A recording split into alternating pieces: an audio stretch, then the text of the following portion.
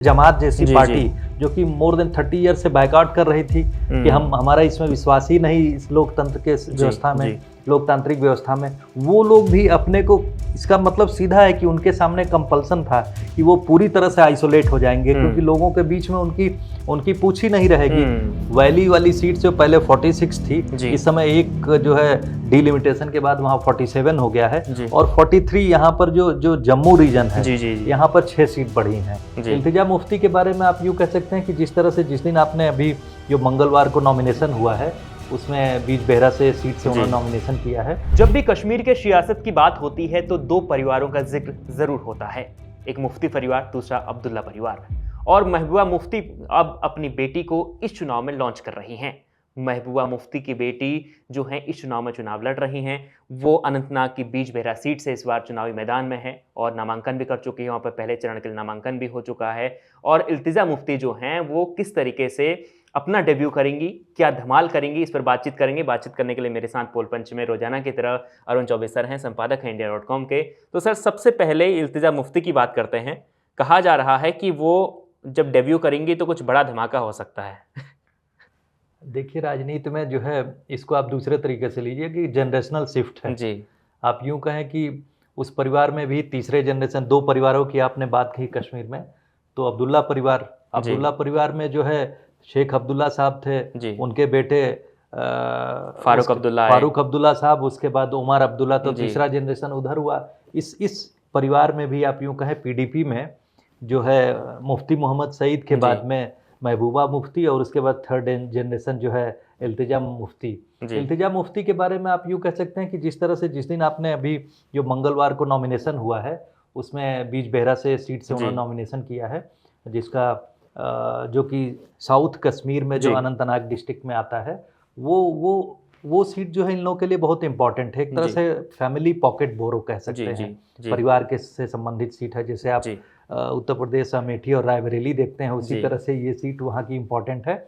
वहाँ पर मुफ्ती साहब भी उस समय शुरुआती में जब आए राजनीति में तो उधर से आए और महबूबा ने भी वहीं से चुनाव लड़ा है। पहला चुनाव कांग्रेस के टिकट पे उन्होंने जीता था बीज बेहरा से, उसके बाद अपनी लड़की को लड़ा रही। तो इल्तिजा के बारे में सबसे बात खास ये है कि वो जो यूथ फेस एक पार्टी का बन चुकी हैं और उन्होंने जब अरेस्ट हुई थी, हाउस अरेस्ट में थी उनकी माताजी महबूबा मुफ्ती, तो उन्होंने लगातार जो है उनके जो है एक्स यानी ट्विटर हैंडल को जो है उसको हैंडल किया, मैनेज किया और उसके जरिए जो है जो पार्टी कार्डर्स को एक तरह से उनमें जान बनाए रखने के लिए, ताकि वो आने वाले समय में लड़ाई के लिए तैयार हो, जिसका फ़ायदा उन्हें इस असेंबली इलेक्शन में शायद काफ़ी कुछ मिलेगा। बिल्कुल सर, लगभग 24 सीटें जो हैं, पहले चरण में 24 सीटों पर चुनाव होना है। और इस चुनाव में क्या है कि हम देख रहे हैं कि सीधी जो टक्कर है वो भारतीय जनता पार्टी वर्सेस कांग्रेस और जो उमर अब्दुल्ला की पार्टी के साथ जो गठबंधन हुआ है उसके साथ टक्कर है। लेकिन यहाँ पर पीडीपी का क्या रोल है? क्या पीडीपी चुनाव के बाद किसी के साथ अलायंस करेगी या इन दोनों के वोटों को काटेगी? आपको क्या लगता है?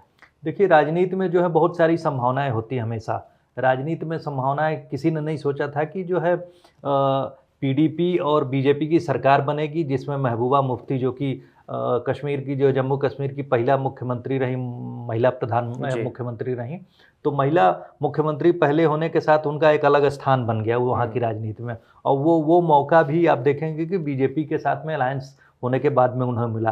तो राजनीति असंभावनाओं का खेल है। अब संभावनाएं बिल्कुल भरी हुई हैं। उस तरह से राजनीति अपना करवट किस तरफ लेगी वो तो एक दूसरे तरह की चर्चा है। लेकिन यहाँ पर जो वो इंडिया ब्लॉक के साथ अलायंस में हैं, लेकिन इस समय जो है एक साथ नहीं लड़ रही हैं। इसमें बड़ी असमंजस वाली बात बनी है। उसमें एक कारण ये भी है कि पहले इन दोनों पार्टीज में नेशनल कॉन्फ्रेंस हो या फिर ये पीडीपी, दोनों पार्टीज के शीर्ष नेतृत्व ने एक तरह से देखा जाए तो चुनाव न लड़ने का फैसला किया था। तो फिलहाल उन्होंने तो मना ही कर दिया है। पीडीपी चीफ जो महबूबा मुफ्ती, उन्होंने मना कर दिया कि वो चुनाव नहीं लड़ेंगी।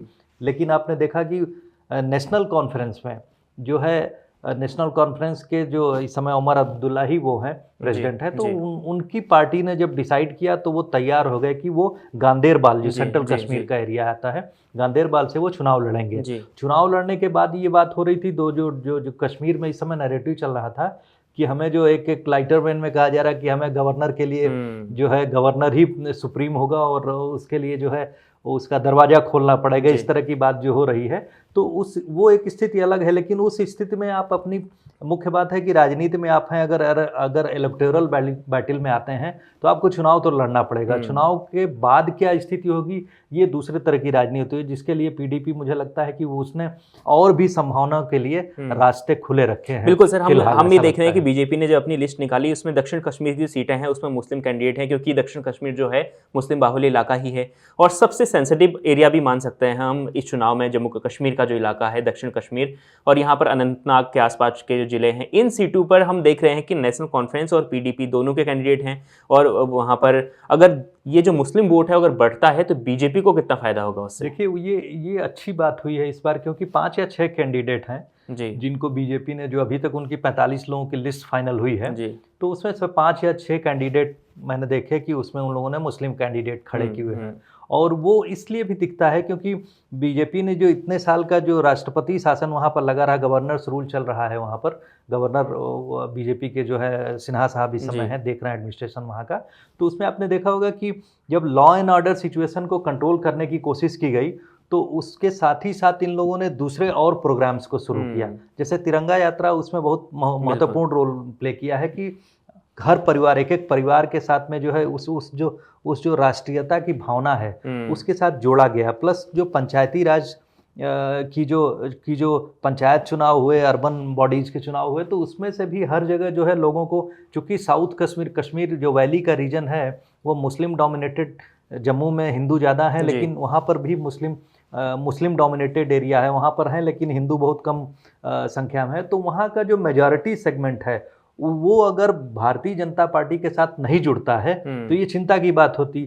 अगर वो सेगमेंट जुड़ा हुआ है और उसको टिकट दिया जा रहा है, क्योंकि बाकी देश के हिस्सों में चुनाव हुआ, आपने देखा कि लगातार बीजेपी की क्रिटिसिज्म हुई कि साहब वो लोग जो है मुस्लिम कैंडिडेट्स को मौका नहीं दे रहे हैं, लेकिन चूंकि वहाँ पर, लेकिन उसके अलग बात ये होती कि उस वर्ग का बढ़ चढ़ के उस राजनीति में हिस्सा लेना भी जरूरी है।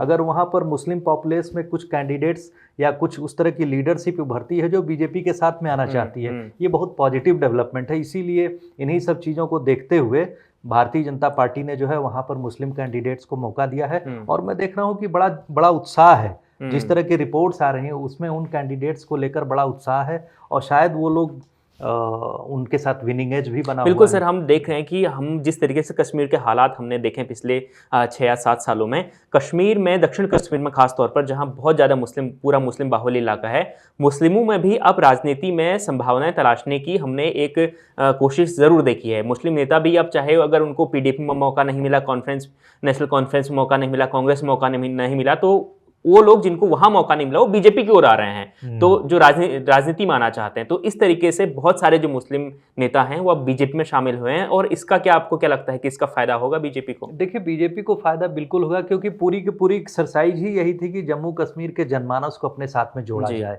और जो ये पीरियड था, जो यूनियन टेरिटरी जो 370 के एब्रोगेशन के बाद में, आर्टिकल 370 के एब्रोगेशन के बाद में जो ये सरकार की जो स्थिति थी वो इसी कोशिश में लगी हुई थी कि वहाँ सामान्य स्थिति बहाल की जाए और उसमें लोगों को अपने साथ जोड़ा जाए।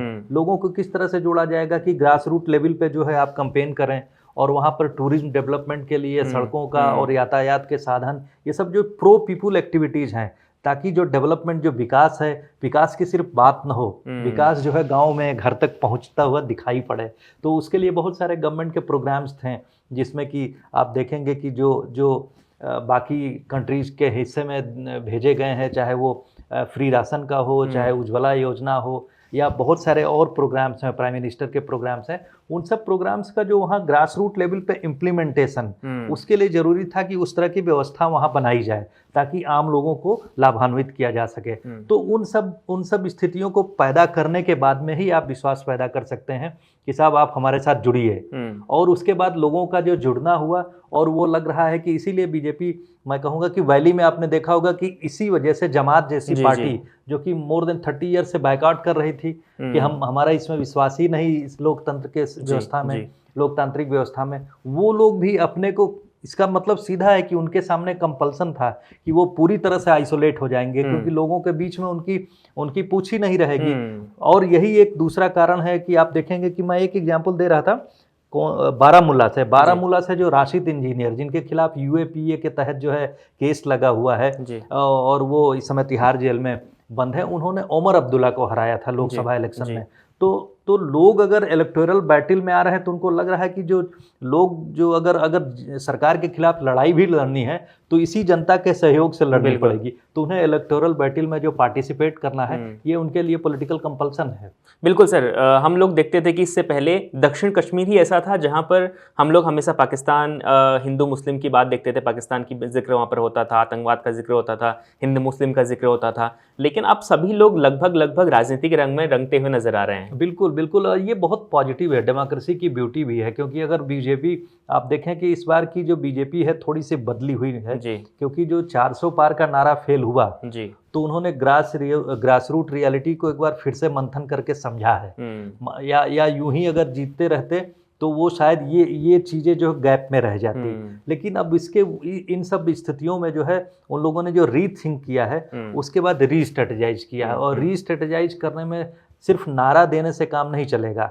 कांग्रेस जो 10 साल के बाद में जो है फिर से अपने पैरों पे एक तरह से पूरी तरह से मजबूती से खड़ी हो गई है। इंडिया ब्लॉक जहाँ रीजनल पार्टीज हैं उनके साथ में आपने देखा होगा कि राहुल गांधी की जिस तरह से छवि बनी है वो एक कदम आगे बढ़ के बोल्ड नेता के रूप में जो है वो अलायंस करने से पीछे नहीं, रीजनल पार्टीज के साथ में पीछे नहीं हट रहे हैं। वो उनका एक्सपेरिमेंट समाजवादी पार्टी के साथ बहुत सक्सेसफुल रहा, उसी तरह से महाराष्ट्र में भी सक्सेसफुल रहा। और यहाँ पर जो उन्होंने पर्सनल लेवल पे मुलाकात की जाके अब्दुल्ला परिवार के साथ में, उसके साथ में एक नई तरह की जो ऊर्जा दोनों पार्टीज में पैदा हुई है। वहाँ पर गुलाम नबी आज़ाद साहब जो कि कांग्रेस के बड़े नेता थे, अलग हो गए। उन्होंने एक तरह से देखा जाए तो हेल्थ रीजन्स को देखते हुए कैंपेन करने से मना कर दिया है। तो एक तरह से उन्होंने अपने को आइसोलेट कर लिया उस इलेक्टोरल बैटल से। उसके पीछे जो भी कारण हो, हेल्थ रीजन है या और भी बहुत सारे पॉलिटिकल कंपल्सन भी हो सकते हैं, तो उस कारण से उन्होंने अलग कर लिया अपने को आइसोलेट करके। वहाँ की कुछ रीजनल पार्टीज हैं उन लोगों ने भी कैंडिडेट्स खड़े किए हुए हैं। तो जो इस गठबंधन इंडिया ब्लॉक और उसके बाद बीजेपी वर्सेस बीजेपी, ये तो सामने दिख रहा है। उसके बाद बहुत सारी जो छोटी छोटी रीजनल पार्टी लड़ रही, उनके लिए दोनों तरफ इलेक्शन के बाद, पोस्ट इलेक्शन के बाद में जो अलायंस करने के लिए मौके खुले हुए हैं। अगर वो लोग एक 2 सीट ये सब जो रीजनल पार्टीज में कुछ अगर जीतते हैं तो उनके लिए मौका रहेगा। इवन पीडीपी के साथ भी आप कह सकते हैं कि पीडीपी जो है जिस तरह से पैरेलली लड़ाई पहले भी भारतीय जनता पार्टी से अलायंस कर चुकी है, तो कुछ कहा नहीं जा सकता। या फिर उनको लगे कि साहब हमें इन्हीं के साथ में रहना है। उनका मानना है कि हम लोग जब सरकार में थे तो 12,000 लोगों को जेलों से बाहर निकाल दिया था, क्योंकि केंद्र के साथ में थे। उसका उदाहरण उन्होंने दिया है, प्राइम मिनिस्टर को लेटर लिख के मैंने इतना करवा दिया था, अब मैं ऐसी स्थिति में हो पाऊंगी कि नहीं, इस तरह की उन्होंने बात कही है। तो हो सकता है उनके साथ में एक पोस्ट इलेक्टोरल अलायंस हो जाए अगर वो कुछ सीट जीतती हैं और उन सीटों की बीजेपी को जरूरत पड़ती है।